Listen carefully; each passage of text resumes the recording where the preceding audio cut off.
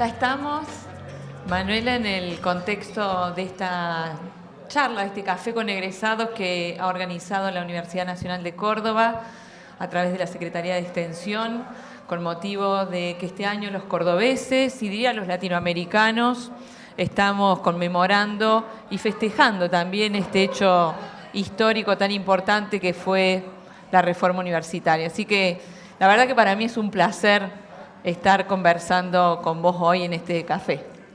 Igualmente, y sobre todo agradecer que haya sido invitada en el marco de la reforma universitaria para conmemorar estos 100 años que elaboraron banderas importantísimas que no se pueden arriar, sino que tenemos que mantenerlas vivas. A pesar de los 100 años, seguimos luchando a veces por las mismas cosas. Sí, pensaba que estaría bueno como inicio de esta conversación y este café que vamos a tener nosotras dos, poder contarles un poco a nuestros colegas y al resto de la universidad, bueno, quiénes somos, de dónde venimos. Sí. Así que yo te voy a dar la palabra. Ella es Manuela Cabezas de Oviedo, una psicóloga de nuestra provincia, y me gustaría que vos cuentes un poco acerca de tu trayectoria. Bueno, sí, brevemente. Lo que quiero decir que soy una especie de historia viviente, porque inicié la carrera en el mismo año que se crea, en el año 1958, ¿no? Y bueno, transcurrí la carrera sin mayores inconvenientes hasta la llegada del golpe militar. Y ahí fue muy duro lograr abrirnos caminos. Estábamos bajo sospecha permanentemente. Solamente después, con el advenimiento de la democracia, pudimos tener una identidad, adquirir los derechos que nos correspondía en cuanto a la posibilidad de tener el ejercicio de nuestra profesión legalizada y además la creación de un consejo profesional cuya importancia tiene, bueno, es indudable, ¿no?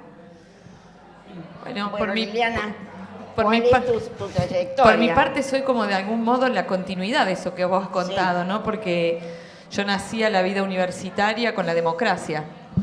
De hecho, el ingreso mío a la universidad, que no fue en psicología al principio, sino en derecho, y después me incliné hacia la psicología, fue precisamente a partir de la apertura democrática. O sea que, de algún modo, recién conversábamos fuera de esta filmación lo importante que es para quienes venimos transitando este camino, reconocer el camino que otros abrieron, ¿no? Porque estas no son cuestiones individuales, tienen que ver con construcciones colectivas, con esto de la intersubjetividad.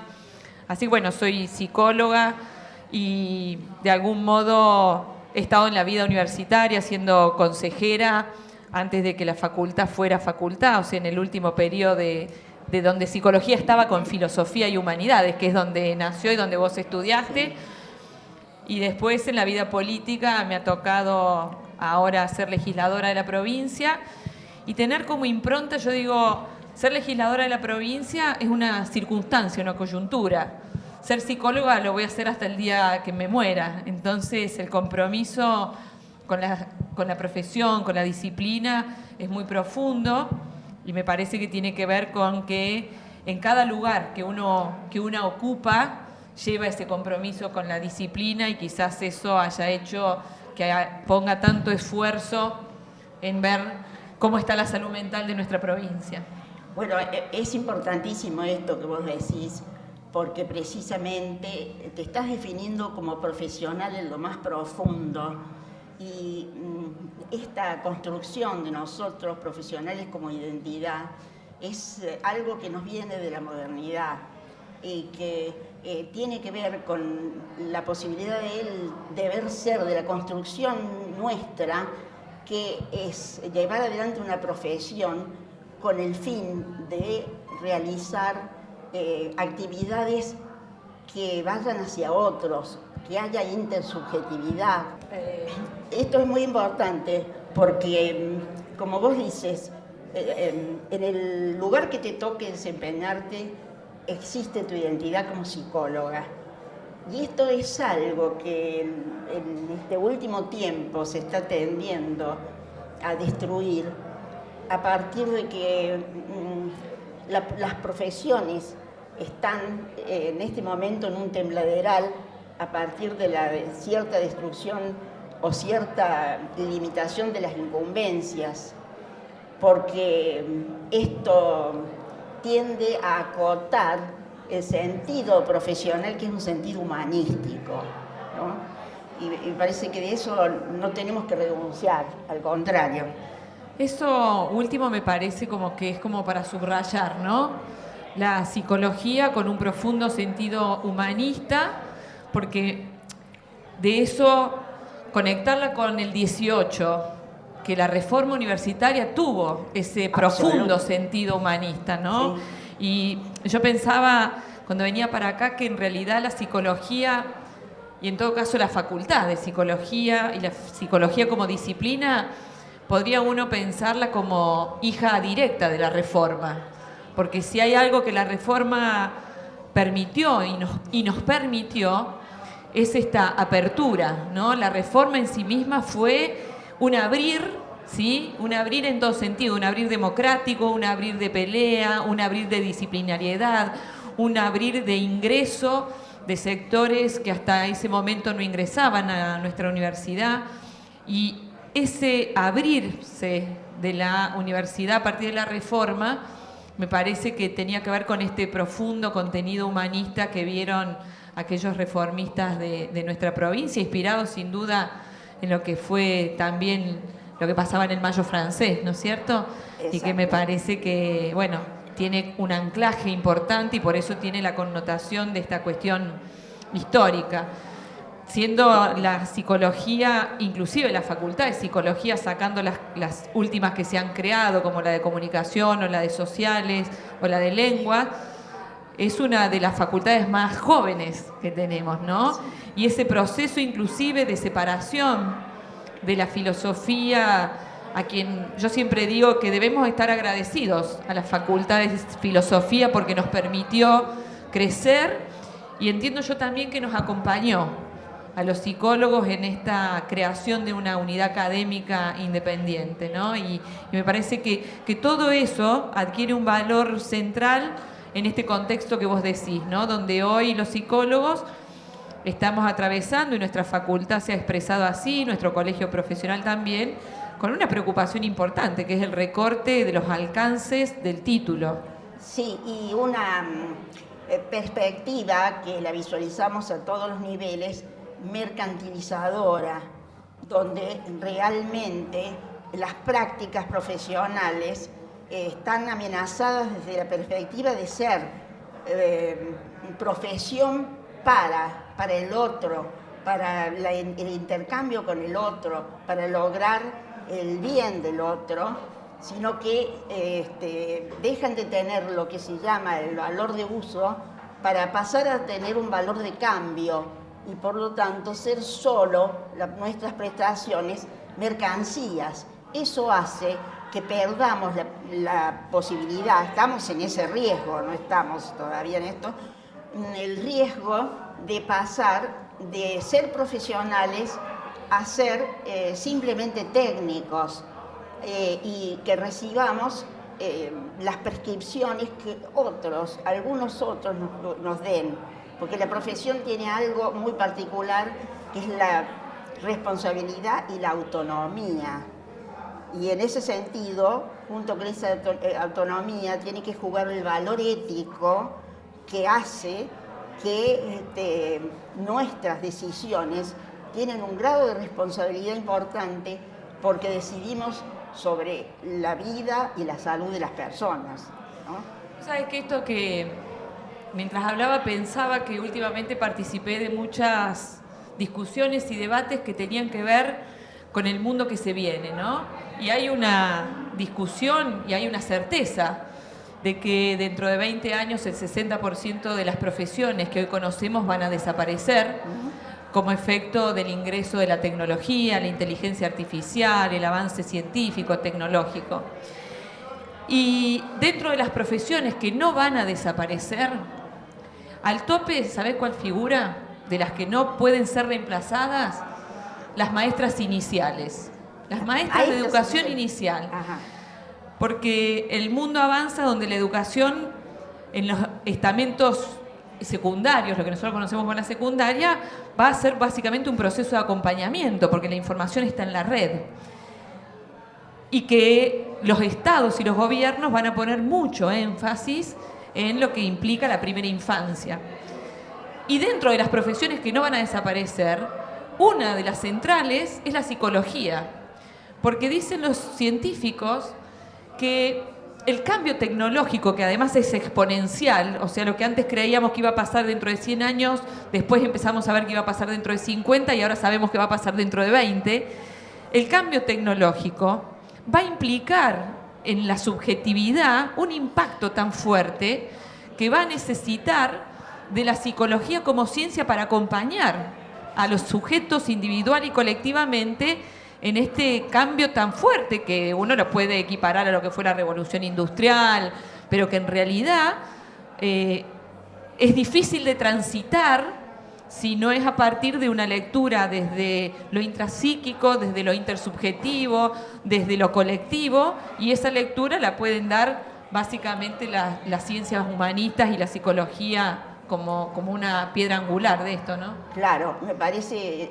muy importante porque creo que estamos hablando del gran peligro de la desubjetivación. Y cuando hablas, por ejemplo, de las maestras que solo acompañan porque la información está en un determinado lado, pero acá el problema es la formación. Y la formación es intersubjetiva. Si la información se puede encontrar en el Internet, pero el intercambio subjetivo es el que se pierde, y seguramente al perderse eso se pierde la salud mental en algún grado, que seguramente, claro, va a necesitar de psicólogos, pero esos psicólogos van a tener que acompañar y recomponer la subjetividad de esos sujetos, ¿no? Es un momento Por serio. eso vos dijiste antes, y me parece que está bueno que lo retomemos, ¿no? Hay un tema que a mí me preocupa y me ocupa en el ejercicio de la profesión y en la vida de la responsabilidad que tenemos, ¿no? Vos hablaste de la cuestión ética, ¿no? Y a mí me parece que ese concepto de la ética es el que nos debe atravesar en la formación y en el ejercicio profesional, ¿no? Entonces empezar a debatir que en tanto y en cuanto tengamos una ética que nos atraviese a todos profesionalmente, habrá luchas que podremos dar con mayor o menor convicción. Porque me parece que esta discusión que estamos teniendo respecto de los alcances del título, de los recortes, de pensar de que todo es reemplazable y cambiable, tiene que ver con cómo me paro yo, ¿sí?, como profesional, frente a cada una de las instancias en que mi condición de psicóloga me ponen. Pero en cada una de esas instancias, en tanto profesionales, tenemos este compromiso que es el de tener que decidir, y decidir desde nuestra formación y desde nuestra ética, porque si no pasamos a la categoría de ser meros prescriptores, gente, es decir, que no tenemos la suficiente formación que nos permita actuar con toda la responsabilidad que es necesario. Por eso, por un lado, hay un resguardo ético que tiene que ver con la profesión, con nuestra formación y con nuestro acervo también científico, pero también hay otro resguardo que tiene que ver con la necesidad de mantener las instituciones de profesionales donde se está cuidando el quehacer profesional, cosa que también, y de una manera tal vez un poco larvada por el momento, pero está toda la idea de la desaparición de esas entidades intermedias que cumplen este rol como de un segundo reaseguro para que podamos cumplir nuestra función con toda la idoneidad que se merece, ¿no? Sí, digo, nadie mejor que vos para hablar de estas entidades porque has sido una de las fundadoras de lo que fue el Consejo de Psicólogos y el Colegio Profesional. Córdoba tiene una historia y una decisión política histórica en relación a las entidades profesionales, ¿no? La mayoría de las profesiones en nuestra provincia tienen colegios o consejos y tienen control de la matrícula por parte de los colegios, que hay que decir una cosa porque por ahí hay como una confusión, ¿no? Los colegios profesionales ejercen un poder delegado por el Estado. ¿Está claro? Esto tiene que estar como claro. O sea, la desaparición de las entidades profesionales lo que implica básicamente es una desregulación en el marco de un Estado que cada vez puede controlar menos. Entonces, lo que debería hacer es claramente fortalecer estas entidades, porque por allí es como que este concepto de una facultad delegada no está claro. Yo me pregunto qué haría el Ministerio de Salud de la provincia si tuviese que controlar la matrícula de todos los psicólogos de la provincia de Córdoba. La verdad que es impensable. Entonces, lo único que queda es tierra de nadie. Y me parece que en estas cuestiones que tienen que ver con la ética, con el ejercicio profesional, con la defensa de los derechos laborales de los psicólogos, estas instituciones cumplen un rol fundamental. Del mismo modo que creo que estamos en un momento, los otros días participamos de algún debate en donde nuestra propia unidad académica está comprometida y dando un debate profundo acerca de la actualización que tiene que tener nuestros planes de estudio, ¿no? Sí, sí. Yo, si a mí me preguntaran, por ejemplo, diría, no puede ser que nuestra facultad no tenga filosofía como materia, ¿no? Vos la tuviste, porque creo que en el plan de estudio en el que vos tuviste estaba. Pero es tan central, digo, yo lo siento como un déficit importante, porque creo que es como, son piedras angulares, hablando de esto de la formación humanista, ¿no? Sí. Y que no es casual que hayan sido materias que desaparecen en la época de la dictadura, básicamente, ¿no? Que es no poder pensarnos como sujetos. Exactamente. Me parece que sí, que exactamente es así. Y que hay poco a poco se van desgajando esas materias que de repente las consideran accesorias y querer suscribirse o circunscribirse a un quehacer específico de la profesión. Y cuando se hace eso sin que la persona tenga una formación integral, tiene una mirada muy corta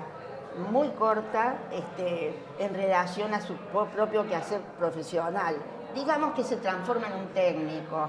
Bueno, es parecido a lo que pasa en el ámbito de la medicina, ¿no? Claro. En donde está el especialista del iris, sí, ¿no? Ya no del ojo, del iris. Entonces vos buscás un médico generalista y no hay, ¿no? El médico de familia, y eso está viendo un replanteo, ¿no? La necesidad de pensarnos como sujetos integrales, y me parece que lo que vos apuntás es esto, no necesitamos, yo me dedico en la práctica profesional mucho a lo que es la pericia jurídica, ¿no? En el ámbito jurídico. Sí. Y siempre sostengo que no hay buen psicólogo jurídico que no sea un buen clínico. Claro. O sea, si el psicólogo, para poder entender lo que una técnica proyectiva nos está diciendo, primero tenemos que ser buenos clínicos, ¿no? Tener una base sólida del punto de vista teórico para poder entender. Entonces me parece que esa ultraespecialización, si no está acompañada de una formación integral, puede ser peligrosa. O sea, como decís, nos transformaremos en administradores de técnicas. Sí, Jorge Alemán, por ejemplo, dice que las ciencias se están transformando en técnicas, pero precisamente porque van perdiendo este carácter universalizante del saber, que es necesario que las universidades no lo pierdan y por lo tanto los profesionales que ejercen de las universidades no deben perderlo. Ahora hay que ver qué pasa con estas incumbencias y qué es lo que quiere hacerse con todo eso, pero todo apunta a recortar los campos y por lo tanto a degradar la profesión. Me parece que existe, en función de esto, porque no es solamente una afectación hacia la carrera o hacia las incumbencias del título de la psicología, sino que también está pasando con otras profesiones. Me parece que existe cierto temor que me parece que, viste, los dichos populares dicen mucho, ¿no? Cuando dicen el miedo no es tonto, sí, que sintetiza un montón de conceptos psicológicos, claro, pero la verdad el miedo no es tonto. Sí. Tiene que ver con esto, ¿no? Con el temor de que avancemos hacia una universidad elitista, hacia una universidad desmembrada, hacia una universidad que recorte alcances, hacia una universidad universidad antirreforma. Así es. Porque precisamente uno de los preceptos de la reforma y de lo que está planteado en el manifiesto es que la crítica era que se había transformado en una universidad para pocos, ¿no? Sí, sí. Y esto nos lleva a colación de algunos dichos, concretamente de la gobernadora de Buenos Aires, cuando dice que hay demasiadas universidades y que hay sectores sociales que no acceden a ese nivel. Esto atrasa mucho más de 100 años. Sí, que en todo caso la premisa debería ser al revés, ¿no? No necesitamos cerrar universidades, sino que mayor cantidad de jóvenes lleguen a ellas. Entonces el problema no es la universidad, sino que el problema es la pobreza en todo caso y la falta de inclusión. Para que eso se pueda dar. Claro. Pues la verdad que en nuestra universidad transitan...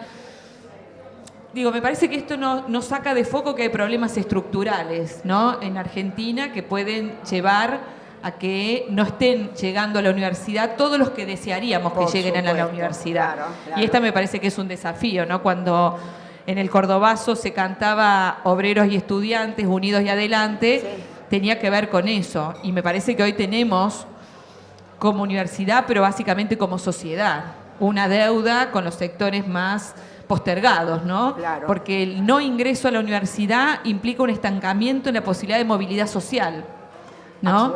Y entonces lo que debemos hacer no es cerrar universidades, sino en todo caso ver cómo hacemos para disminuir los niveles de pobreza y que los sectores más vulnerables accedan a una educación de calidad.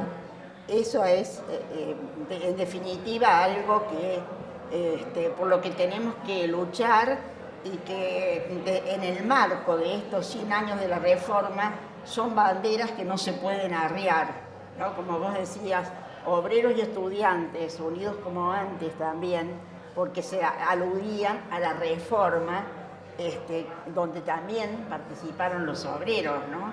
Sí. Sí, de hecho pensaba que la facultad nuestra de psicología, ¿no?, que tiene como fecha de nacimiento el 58, 20 años. Pero que en realidad en el 56 empieza a generarse en el marco de la Facultad de Filosofía la carrera de Pedagogía y Psicología. Y por allí, investigando un poco, pensaba, bueno, ¿cómo es que en el marco del golpe del 55, porque había sido el golpe mal llamada Revolución Libertadora, el golpe del 55, pareciera que en el 56 y 57 empieza a gestarse esto que es reformista y es revolucionario. Y en realidad, la idea de la Facultad de Pedagogía y Psicología, que se materializa en un congreso en Tucumán, viene desde el gobierno de Perón, ¿no? En realidad lo que se materializa es un hecho, digamos, formal, pero los planes, los programas, la idea viene desde antes del golpe del 55. Y eso me parece que es importante porque sitúa a la unidad académica como hija de un proceso de gobierno democrático. Exacto, claro. Y también somos tributarios de los grandes avatares que hemos sufrido a partir del 66, cuando se intervinieron las universidades, cuando se apresaron a los estudiantes, cuando la psicología estaba bajo sospecha. Y esto continuó hasta el año 83. Y la prueba de esto, que a pesar de todos los esfuerzos que distintos colegas hicieron para que se pudiera reconocer la profesión, recién se logran las cuestiones, los basamentos legales para la profesión en el año 84, es decir, cuando nace la democracia, ¿no? Mientras tanto, estuvimos bajo sospecha. Que coincide esta apertura de la democracia y esto que vos referís del 84, y me parece bueno traerlo, porque en ese momento se produce una bisagra, me parece a mí, que después se retoma con las leyes de salud mental en el 2010-2011, pero en el 83-84, además de reconstruir la universidad pública y la carrera de psicología y demás, se empieza a esbozar, en ese momento creo que era Vicente Gali, el director de Salud Mental de la Nación, en el gobierno de Raúl Alfonsín, y en Córdoba hubo un movimiento muy fuerte que tuvo que ver, yo me acuerdo que de leer con aquello que se denominaba el neuro de puertas abiertas, y que hubo una movida muy importante que es la antesala de la discusión mundial acerca de la desmanicomialización, que es de la década del 50, pero que en Córdoba hubo, porque por allí en esto hablábamos antes también de la necesidad de retomar lo histórico, para no creernos que somos ni los artífices del presente y que lo que hicimos lo hicimos solos. Lo que hicimos y lo que hacemos es fruto de una historia, ¿no? De luchas anteriores. Entonces yo siempre digo, las leyes de salud mental no son obra de iluminados, es obra y consecuencia de una lucha histórica de otros que nos precedieron con altibajos, porque eso sucede en el 83-84 y en los 90, ¡boom! Claro, del 84 hasta los 90, ese movimiento fue formando profesionales, fue creando espacios destinados a la desmanicomialización, pero que resulta que a partir del 90, por distintas vericuetos políticos, la masa crítica que se había armado y que uno pensaba que iba a ser continuador, iba a tomar la posta, en realidad se retiró del ministerio, por ejemplo, y a partir de allí es como que hay un vacío que no se ha podido llenar. Hay situaciones aisladas de experiencias, pero de ninguna manera una política integral. Obviamente esa política tenía un respaldo desde la nación y tenía un respaldo económico, que también en la provincia fue entendido cuál era la perspectiva y actuaron en consecuencia, ¿no? En eso me parece que la facultad y la universidad tienen un rol central, ¿no? Nuestra facultad actualmente tiene prácticas supervisadas en esas instituciones. Los estudiantes han tomado iniciativas importantes en relación a el sistema de salud mental, yendo a los hospitales, participando. Sí me parece que hay que buscar o hay que lograr esta transversalidad desde la ética, en donde la facultad más que nadie, la universidad pública, más que nadie puede como marcar rumbos, ¿no? Y decir, para mí fue muy importante cuando en el año 2012-2013 empezamos a trabajar con el tema de salud mental y cómo estaba el sistema en Córdoba, más allá de la acción de las organizaciones de la sociedad civil, de distintos cuerpos que se expresaban, a mi criterio hubo acciones que fueron contundentes. Una fue la expresión de la universidad pública, ¿no? Que en ese momento se expresó, y también se expresó, me acuerdo en ese momento, el rector de la Universidad Católica, y también la universidad, la facultad. O sea, la facultad saca una resolución y se compromete y dice, esto que está pasando en áreas que son de nuestra incumbencia, exigen por parte del Estado políticas públicas que abreven en las leyes de salud mental. Entonces, me parece que es tan importante la acción de las casas de estudio en este sentido, porque la verdad que rompen estos espacios invisibilizados. La salud mental, la locura, ¿no? Ha sido algo tan temido y tan invisibilizado que, bueno, cuando los jóvenes pueden irrumpir en estos espacios desde la práctica preprofesional o profesional, me parece que llenan a estos espacios de una mirada que interpela. Sí, y me parece que este es el camino, la formación de los alumnos desde esa mirada ética, de mirar a estas personas asiladas, porque la verdad es que son verdaderos asilos, como desde el punto de vista de la pérdida de sus subjetividades, pero en función de esos años transcurridos en esa situación.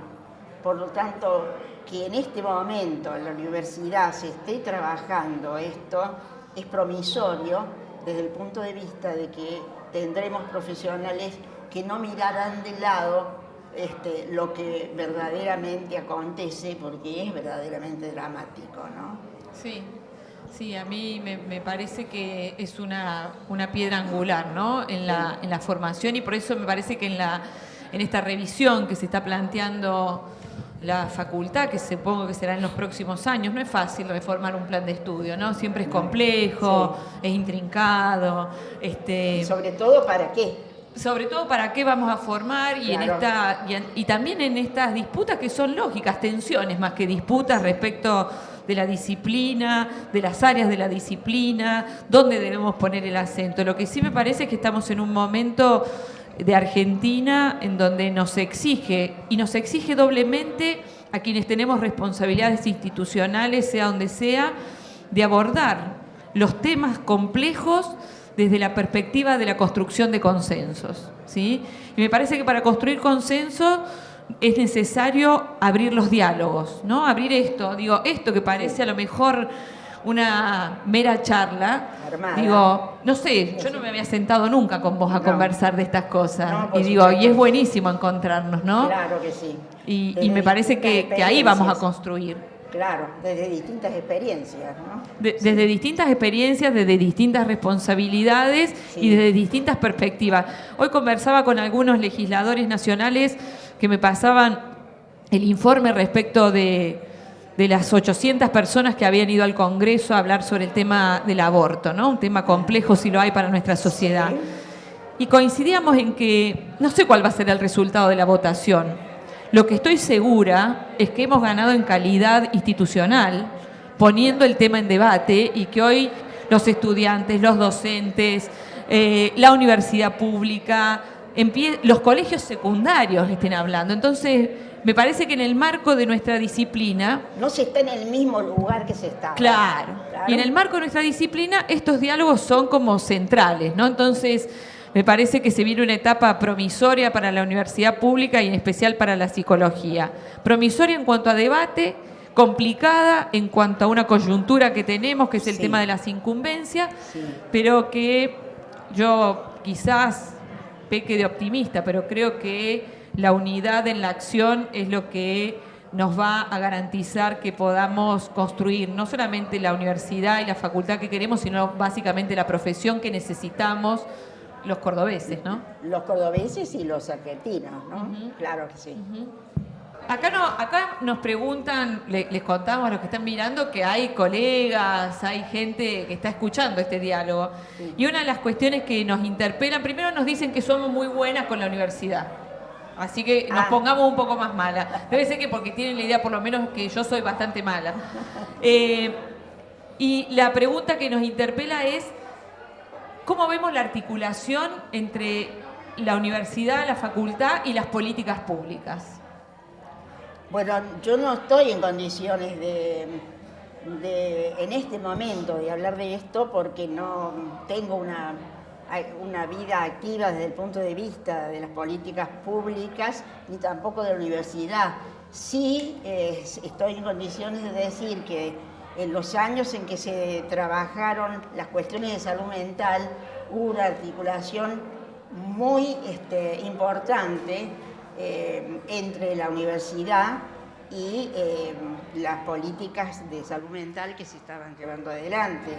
de ese sentido. Yo que me he encontrado, pero no, yo que he recorrido durante estos 6 años sistemática y sostenidamente todo el sistema de salud mental de la provincia casi 2 veces por año y en algunos casos, como en el 2013, más de 4 o 5 veces. Me he encontrado con distintas realidades, colegas que transitan las instituciones desde el lugar de no se puede hacer nada, colegas que son cómplices de situaciones que son violatorias de derechos humanos esenciales, pero básicamente me he cruzado con colegas que por allí lo que sentían era la falta de anclaje para poder llevar adelante una transformación en el sistema. Entonces la pregunta es, bueno, ¿puede la facultad ser soporte de ese anclaje necesario? ¿Son los cursos de posgrado lo que dan eso? Yo creo que puede ser importante, pero que no es suficiente. Así es. Que lo que se necesita es un soporte de una política que desde la nación vaya sosteniendo todos estos movimientos desmanicomializantes. Esto es lo que yo no veo en este momento. La facultad puede hacer sus esfuerzos y es bueno que lo haga, y también estos esfuerzos casi individuales que hacen las personas que en este momento están trabajando en las instituciones psiquiátricas de Córdoba. Pero me parece que lo que sí falta es una política general de salud mental, con implementación, con recursos, con capacitación, que permita realmente modificar pero en ese sentido sí me parece que la facultad y la universidad puede hacer mucho, que es decirle precisamente como lugar de producción de conocimiento esta falta de políticas públicas en la materia, e inclusive debería la facultad y la universidad comprometerse en la construcción de estas políticas públicas, porque, a ver, cuando decimos desmanicomializar, ¿qué estamos diciendo? ¿Por qué la facultad o la universidad pública no le dice al Estado nacional, provincial, mire, desmanicomializar no es que usted le ponga llave o que externe pacientes obligatoriamente, ¿no? Casi al vacío. Cosa que produce terror. Claro. Entonces sí me parece que las unidades académicas pueden, tomando los preceptos de la reforma, sublevarse y rebelarse contra esto, ¿no? Contra lo instituido como imposible de cambiar. Y pasar a ser alguien instituyente de otro discurso y de otra práctica. Así que me parece que hay un desafío importante para la psicología y para los tiempos que se vienen. Acá nos enseña, así que nos vamos a despedir. Bueno. Que ha sido un placer, Manuela, conversar con vos. Bueno, igualmente, Liliana. Me gustó muchísimo y bueno, agradecer nuevamente a la universidad por este espacio. Exactamente, estamos muy agradecidos porque es un honor a que hayamos sido elegidas para trabajar en el contexto de este acontecimiento de los 100 años de la Reforma. Y también como plantear que me parece que es un buen desafío generar estos espacios más allá de una coyuntura que es recordar la Reforma, son buenos espacios. Así que bueno, muchísimas gracias y acá estamos. Bueno.